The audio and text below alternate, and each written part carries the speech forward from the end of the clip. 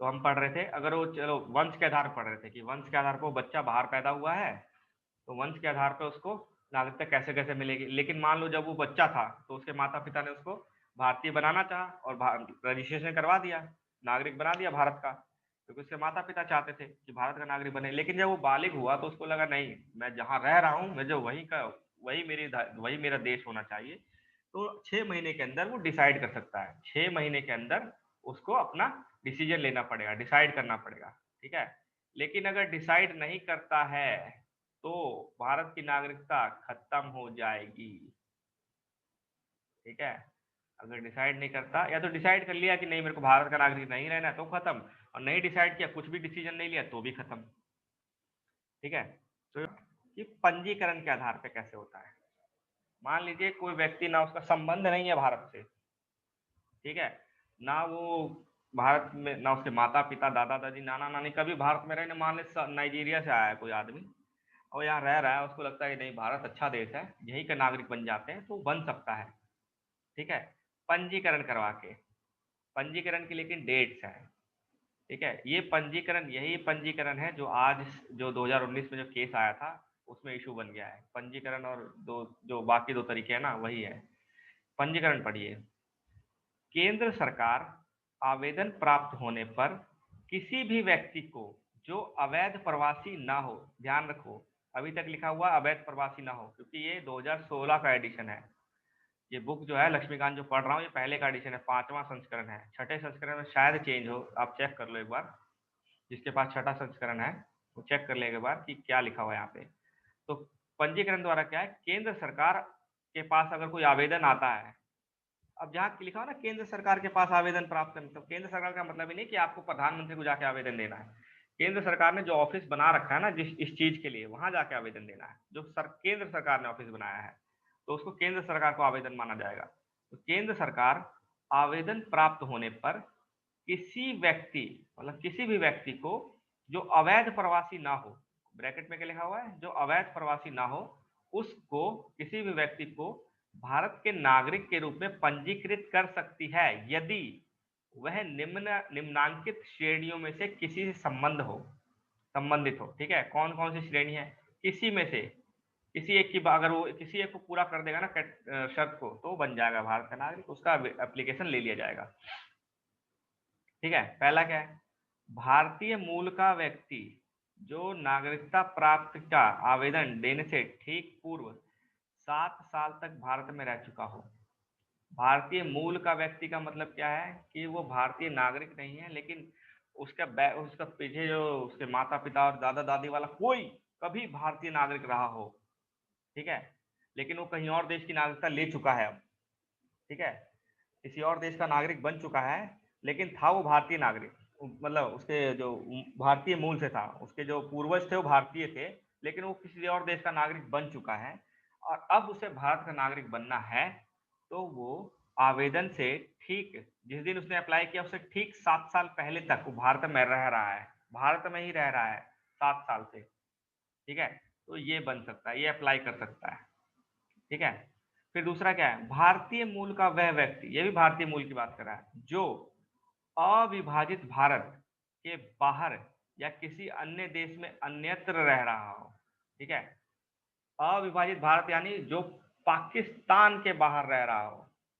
मतलब अगर ये बोला है ना नागरिक प्राप्ति के लिए कहीं रह रहा हो, कहीं का नहीं, मतलब कहीं का मतलब है अविभाजित भारत के बाहर रह रहा हो, मतलब ये पाकिस्तान बांग्लादेश में ना रह रहा हो, कभी भी वो पाकिस्तान और बांग्लादेश में ना रह रहा हो, उसके अलावा कहीं भी रह रहा हो वो, तो उसको मिलेगी नागरिकता। ठीक है, फिर क्या है, वह व्यक्ति जिसने भारतीय नागरिक से विवाह कर लिया, अब देखो विवाह आ गया जिसके लिए काफी लोग आ जाते हैं, वह क्या हो, वह पंजीकरण के लिए प्रार्थना पत्र देने से पूर्व 7 साल से भारत रह रहा हो। ये भी 7 साल है, ये भी 7 साल है। मान लीजिए कोई नाइजीरिया या दक्षिण अफ्रीका या गरीब कंट्री से है और उसको भारत की नागरिकता चाहिए, तो क्या करते हैं, यहाँ आके शादी कर लेते हैं, शादी कर लिया और हो गए नागरिक, वो 7 साल रहेंगे नागरिक बन गए। ठीक है, यहाँ तो 7 साल है, अमेरिका कनाडा में 2 ही साल में नागरिक बन जाता है। ठीक है, या फिर भारत के नागरिक जो हैं उनके नाबालिग बच्चे जो बाहर रह रहे हैं, ये तो हमने पढ़ लिया पंजीकरण में, पहले वाले में पढ़ लिया है हमने। ठीक है, वंशानुघात में पढ़ लिया वाला, वंश के आधार पर भारत का नागरिक है लेकिन उसके नाबालिग बच्चे बाहर रह रहे हो। तो भारत के नागरिक बन जाएंगे। ये पंजीकरण पे, लेकिन सारा कोई व्यक्ति जो पूरी आयु तथा क्षमता का हो, मतलब एडल्ट हो, 18 साल से ऊपर हो, पूरी आयु और क्षमता मतलब एडल्ट हो और दिमागी तौर पे ठीक हो, तथा उसके माता पिता भारत के नागरिक के रूप में पंजीकृत हो। मान लीजिए उसके माता पिता भारत के नागरिक जन्म जन्म के आधार पर नागरिक नहीं थे, वो किस आधार पर नागरिक थे? पंजीकृत नागरिक थे वो भी, तो उसके बच्चे भी पंजीकृत नागरिक बन सकते हैं, लेकिन वो पंजीकृत नागरिक बनेंगे। ठीक है। कोई व्यक्ति जो पूरी आयु और क्षमता का हो तथा वह उसके माता पिता स्वतंत्र भारत के नागरिक के रूप में पंजीकृत हो, या वह पंजीकरण का इस प्रकार का आवेदन देने से 12 महीने से साधारणतः निवास कर रहा हो। ठीक है, यहाँ पे आ गया 12 साल, सॉरी 12 महीने, 1 साल तक लगभग। ठीक है, कोई व्यक्ति जो पूरी क्षमता है उसके माता पिता स्वतंत्र भारत के नागरिक के रूप में पंजीकृत हो, वह या उसके माता पिता स्वतंत्र भारत के नागरिक के रूप में पंजीकृत हो, या वह पंजीकरण के आवेदन से 12 महीने तक यहीं रह रहा हो। ठीक है, वो बन सकता है। कोई व्यक्ति जो पूरी आयु क्षमता का हो तथा वह समुद्र पार किसी देश के नागरिक के रूप में 5 वर्ष से पंजीकृत हो, या वह पंजीकरण का इस प्रकार आवेदन करे कि 12 महीने से निवास रहा हो, मतलब समुद्र पार किसी देश में रह रहा हो 5 साल से, लेकिन 5 साल से कहीं और रह रहा हो, किसी और देश के नागरिक में 5 साल से पंजीकृत हो, लेकिन वो अब यहाँ आना चाहता है और 12 महीने से यही रह रहा है, तो उसको मिलेगा। अब 1 मिनट का ब्रेक ले लो, ये तो इसको रिपीट भी करना है, तो ऊपर चल जाएगा। 1 मिनट रुकना, ठीक है ना।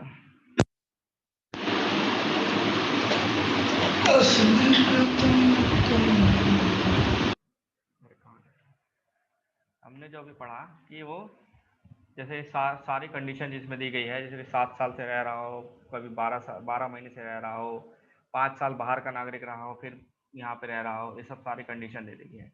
अब इसमें हर जगह लिखा हुआ है ना, कई जगह लिखा भारतीय मूल का, जब मैंने बताया भारतीय मूल का व्यक्ति, तो भारतीय मूल का व्यक्ति क्या होता है, अभी नीचे दे दिया गया। भारतीय मूल का व्यक्ति क्या होता है?